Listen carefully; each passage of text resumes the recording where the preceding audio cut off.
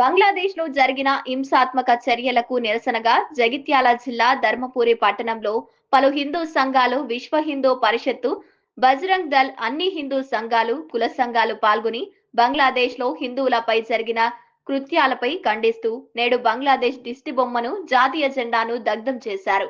అల్లరిలో చనిపోయిన దీపు గారికి గాయపడిన హిందువులకు న్యాయం జరగాలని పలు హిందూ సంఘాలు నిరసన తెలియజేయడం జరిగింది.